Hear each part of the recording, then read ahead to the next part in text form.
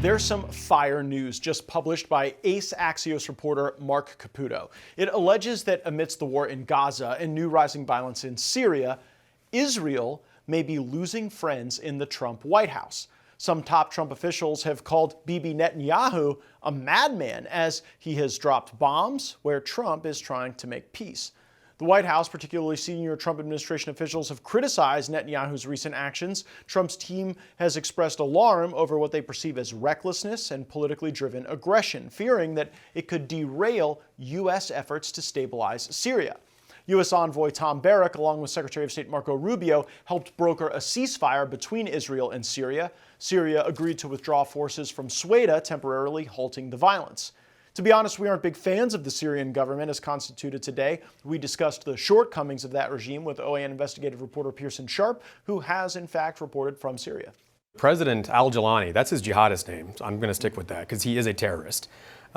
He's been ethnic cleansing people since he took office. They've killed tens of thousands of ethnic minorities so far. The Druze, the Alawites, Christians, brutally slaughtered. Assad was kind of known as the protector of the Christians. He was Alawite. He was a minority. He wasn't great.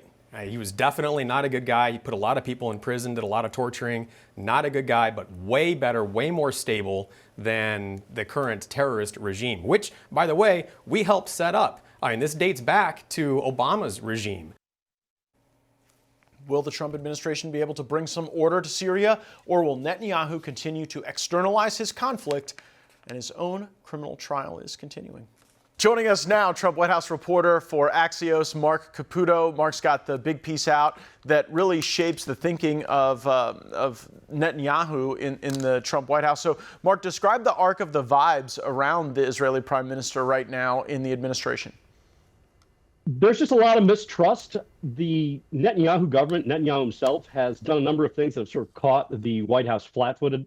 Sort of the big one was the bombing of Damascus. That was unexpected, unannounced, and I was told that when the president essentially saw it on television, this was kind of a surprise.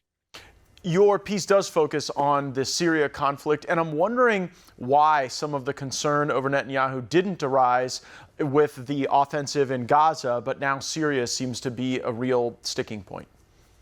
I think it's a cumulative thing. To begin with, the offensive in Gaza was launched because of 10/7. In the end, in the eyes of the Trump administration and a lot of people, Hamas is not a good faith negotiator. When you launch a terrorist attack, it's going to invite reprisals. But beyond that, it's been sort of one thing after another. Number one, the offensive in Gaza hasn't ended. The bad publicity for one reason or another has continued. And we'll leave that discussion for another time as to whether it's deserved or all the particulars of the history of the matter. Then you had the bombing of Iran. That went well, and Trump joined along. Now there's a new front that opened in Damascus, of all things. It's not as if Israel was just bombing along the border with Syria. It was going into Damascus. And again, it sort of caught the administration by surprise. Trump wants a peace deal between Hamas and Israel and Gaza. He wants peace in the Middle East. And right now you have Israel, in part with the involvement of the United States in two of the cases, involved in sort of three hot conflicts.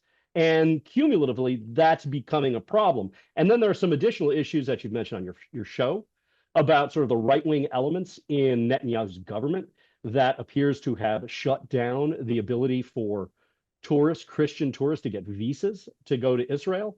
There was the killing of a Florida man in the West Bank, beaten to death or killed by settlers. And Mike Huckabee, the ambassador to Israel, wants to know why. And then there was the bombing or the attack on a Catholic church in Gaza.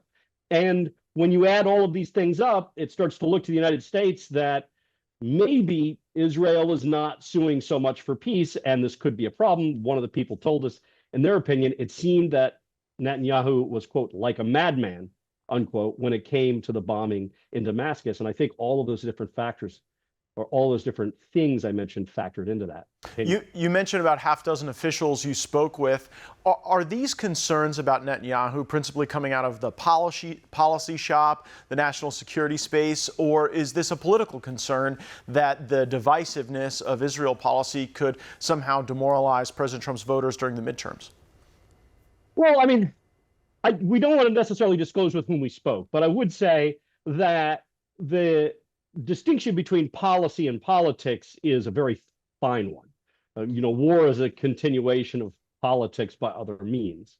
And so what we can say is that there is a broad-based sense in the administration among a number of officials that they need a little more predictability and a little more peace out of Netanyahu than they're currently getting.